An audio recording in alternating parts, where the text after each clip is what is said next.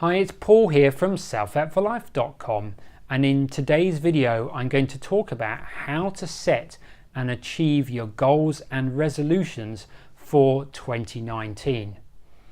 Now, 98% of people that set New Year goals and New Year resolutions don't achieve them. There's only 2% that do, and by watching this video you can become one of the 2% that sets and achieves your New Year goals and New Year resolutions.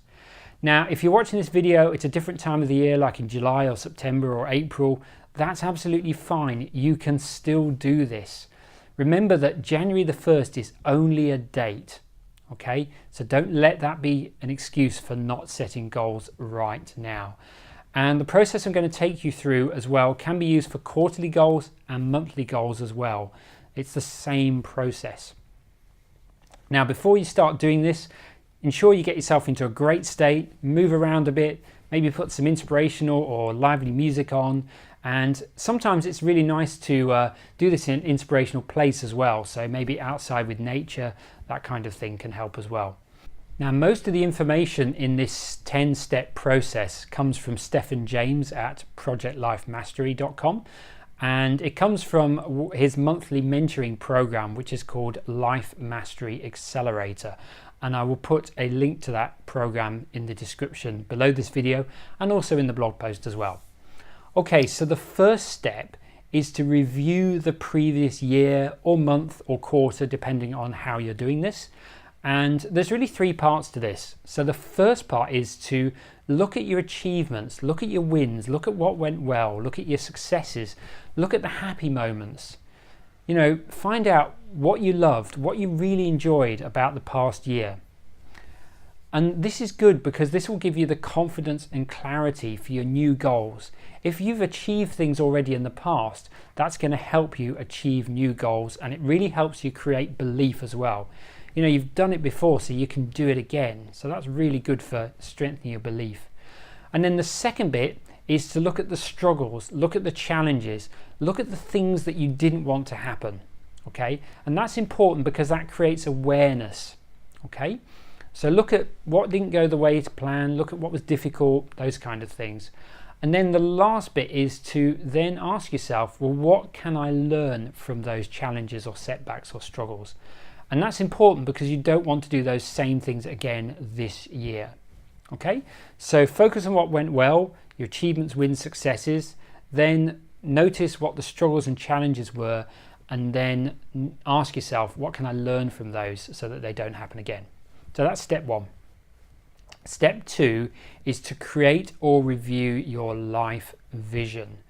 Now, your life vision is where you want to be in maybe 5, 10, 20 or even 30 years. It's that crazy goals, those crazy dreams, the unrealistic expectations, aspirations, all those things. You know, when they say if you shoot for the stars you might reach the moon, it's the shooting for the stars kind of goals, dreams. That's really your life vision, your life mission, that kind of thing. Okay, so look, if you don't have that right now, just have a bit of a think about that for a few minutes as to what that might be. You can always refine it later.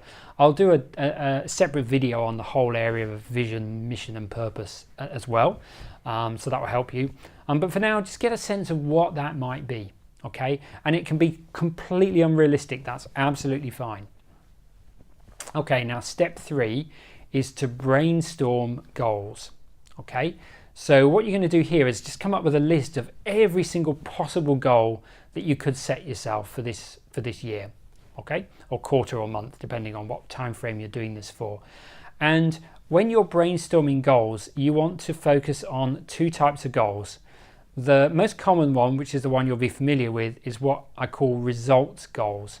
So they are things like making a certain amount of money, losing a certain amount of weight, achieving certain outcomes in your life. Okay, so result goals or outcome goals is another way of calling them.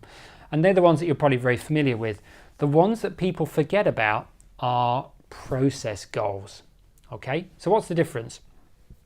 Let's say you have a result goal to lose 10 kilos in weight during 2019.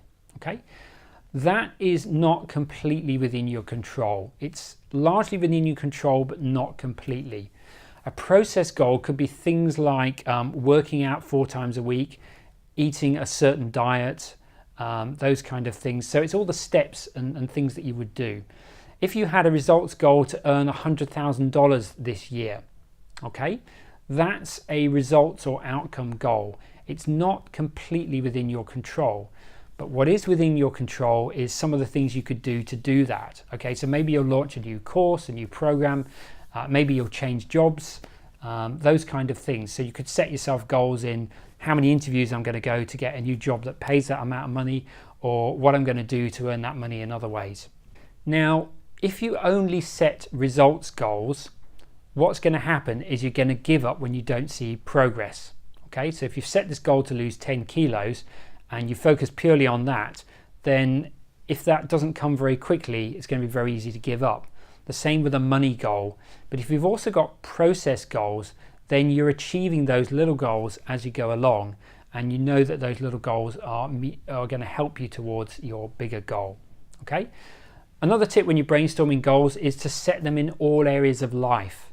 Okay, so this could include your health, relationships, family, spiritual side of your life, your career, your money situation, those kind of things. So it's really up to you, but try and set balanced goals that cover all areas of life. If you look at unhappy celebrities where they've achieved amazing success in one area but they're not happy, it's often because they've neglected other aspects of their life. Okay, so it's important that you set goals in all areas of life. Okay, step 4, you've just brainstormed all these goals. Step 4 is to choose the goals that you're going to set and achieve for this year. Okay, now you can't do everything that you brainstorm. Okay, that's impossible. There's a great saying actually, which is you can do anything, but you can't do everything. So you can do anything, but you can't do everything. So you do want to be selective about the goals you want to achieve. So this could be relatively easy. There might be some of the goals on your brainstorm list that you can eliminate straight away. Okay, there may be other goals on your list that you're going to commit to straight away. They're definitely on the list. Okay, and then there's going to be some that maybe you're not sure about. But once you decide those goals, we're going to put them through a bit more of a test. And this is the desire and belief test.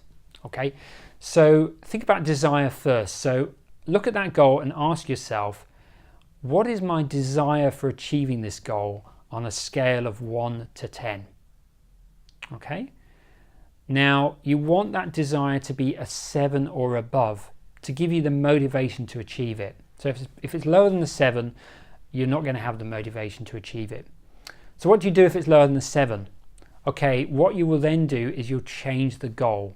Okay, change the goal in some way to make it more motivating. Okay, so there is a 7. Okay, so you might need to tweak the goals, change them a little bit to do that. So the second part is about your belief. And this is really your belief for certainty that you're going to achieve this goal and the confidence that you can do what it takes to achieve it. And again, you're looking on a scale of 1 to 10 for a 7 or above. Okay, so if it's below 7, you will want to change the goal, maybe make it smaller in some way. Okay, so you're looking for a desire of 7 and above and a belief of 7 and above. Okay, so let's just give you the example. Let's say you have a goal to be a millionaire in 2019. Okay, now your desire for that could easily be a 10. I think for almost anybody it would be a 10, but your belief might only be a 2. Okay, so that would not be a good goal because you're going to get really frustrated when you can't achieve that.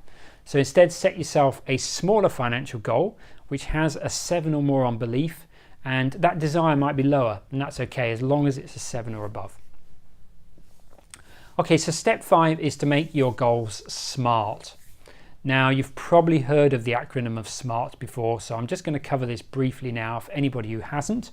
So SMART stands for specific, measurable, achievable, realistic, and time-bound. So let's go and look at this $100,000 example again. Okay, so it's specific. $100,000 is pretty specific. Now you might want to make it more specific. What currency is it in? Is it US dollars? Is it another currency? Is it before or after tax? Is it revenue or is it profit? So again, we want to make that really, really specific. Is it measurable? Yes, it's definitely measurable. And what I would also do is break that down into measurable on a weekly or monthly basis. Okay, so maybe you divide 100,000 by 12 to work out a monthly amount that you want to make, and then you can measure it easily on a monthly basis, and you could bring that down to a weekly basis. So it's not enough for it to just be measurable. You want it to be measurable over time so you can see that you're making progress. A is achievable.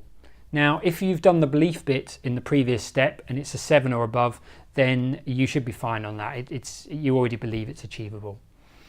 Realistic. Now, this is going to depend on the time frame. So for some people, $100,000 in a year might be very achievable. For others, it might take 2 or 3 years, or for others, it might be less time. So ask yourself, is this a realistic goal? And if it isn't, maybe you can make it a longer goal to make it more realistic, or you reduce the goal in some way. And then time bound is a specific deadline. Okay, so it could be the end of the year, it could be halfway through the year, 3 months time, that kind of thing. Okay, so step 6 is to use language to make the goal more compelling. Okay, so a little trap to avoid here is to use the statement I want. Okay, because that emphasizes that you don't have it yet. Okay, and it sends out that kind of feeling as well out to the universe that I want this, I don't yet have it, and so that sends a different kind of energy as well. I think I've mentioned this before on some other videos as well. What can be nicer instead is I will, because that has some kind of presupposition or presumption that it will happen. Okay, I have can be great, because that actually assumes that you have it already. So if you're more into the law of attraction and that kind of thing, using that might work well for you. But I tend to go for like I will, I think is a good one, but either of those can work. And then add easily. So I will easily, or I will do this, it'll be enjoyable, it'll be fun. Okay, so easily is a nice one because it comes across in your mind now that this is going to be an easy goal to achieve. It's not going to be difficult, it's not going to be challenging, it's going to be easy, or it's going to be enjoyable, it's going to be fun. So add words like easily, enjoyable, fun, etc. And at the end of your goal, have something like love the process, enjoy it, feel good about it. Okay, so let's just look at this $100,000 a year goal. So it could be I will easily make $100,000 by the 31st of December 2019, and I'm going to love the process and feel good about doing it. Okay, can you see how that goal is immediately much more compelling than just saying something like I am going to make $100,000 this year? Okay. Step 7 is to find your why. So this is really about boosting your desire and motivation to achieve the goal. So ask yourself, why do I want this? What is the benefit? What difference is it going to make to my life? Okay. Now, the reasons can be positive, so pulling you towards achieving that goal, or they could be negative. Okay, so it may be that losing weight example again, it may be that if you don't do that you're going to be more likely to have diabetes and other health issues later in life. Okay, so that could be a strong away from motivation to want you to achieve that goal. And sometimes those away froms, those negative motivations, can be more powerful than the positive ones. So when you're asking those questions, why do I want it? What is the benefit? What difference will it make? Be okay with negative away from reasons as well as positive ones. So step 8 is to create a plan, and this is very important, particularly with annual goals or 6 monthly goals. So come up with a list of steps that are going to help you achieve that big goal. And then once you've done that, brainstorm the hows. There are so many ways that you could achieve that goal. Thinking of the example of earning $100,000, there's so many different ways you could achieve that. So brainstorm all the different ways you can think of. Okay, and then apply the 80-20 principle. So the 20% of the effort that gives you 80% of the results, the Pareto principle. So look at all those lists of things that you've brainstormed and decide which ones of those are likely to give you the maximum result, the maximum chance of achieving your goal with the least amount of effort. And remember that action is important as well as knowledge. So often with that 80-20 principle, often learning something is one of those things that can take quite a lot of time and give you little benefit. Taking action is often the thing that's actually going to help you achieve that goal more quickly. And then focus on the most important things that are on that list. Step 9 is to evaluate, and that's really to check in on a weekly basis on the progress of your goals. So just checking in, seeing what's going well, what activities are getting you closer to your goals, and what activities are taking you further away from your goals. Okay, so checking in each week, seeing how you're getting on. Most people don't do that. So if that's something you do, you're going to be way ahead of everybody else. And then the final step, step 10, is having some accountability. I know that when I was regularly going to a personal trainer, I was doing much more exercise in between. You know, when I regularly had music lessons, I was always doing much more practice in between. There's something about being accountable to somebody else that makes you put in the work that you wouldn't otherwise do. So this accountability could be to another person, okay, so a friend or a colleague. It could be being accountable on social media. I mean, nowadays it's so easy now to be accountable that way. So you could just put something on Facebook or on Instagram with your goals, and so other people know that these are what you're going to achieve and commit to. And if you want, you can be accountable to me as well. All you need to do is email me your goals. My email address is paul@selfhelpforlife.com. Okay, so email me your goals and I will check in with you every so often. Maybe not every week, but I'll certainly check in with you once every couple of months or so. So do that if that will help you. And if you really want to speed up the achievement of your goals in 2019, then I highly recommend a program called the 100-Day Challenge. Okay, I'll have a link to that in the description, or you can go to selfhelpforlife.com/100-Day Challenge. This is an amazing program to really fast track the achieving of your goals. It has quite a lot of what I've mentioned in here. It has a daily inspirational video that will really give you that motivation you need. I have done this program twice now. I used it once actually to set up Self Help for Life, and I've done it other times as well to improve other areas of my life. It's a wonderful program. Highly recommend it. So the link again is selfhelpforlife.com/100-Day Challenge. Okay, so do go and check that out. And as always, please like this video if you found it useful. Please do subscribe to this channel if you haven't already. And do go and check out my website. That's selfhelpforlife.com.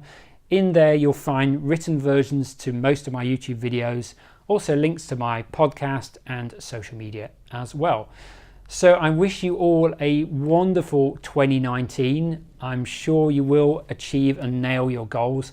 And do take some time out to do this process. It's not something you can do in 10 minutes or so. Take a couple of hours, maybe a morning, or maybe even a whole day. Go somewhere nice where you can relax and you feel good and you can feel really creative, and go through this process. And I can't wait to hear what goals you come up with. So do write down your goals, put them in the comments below, and I'd love to hear what you come up with. So I hope this is useful, and I look forward to sharing more great content with you soon. Bye for now.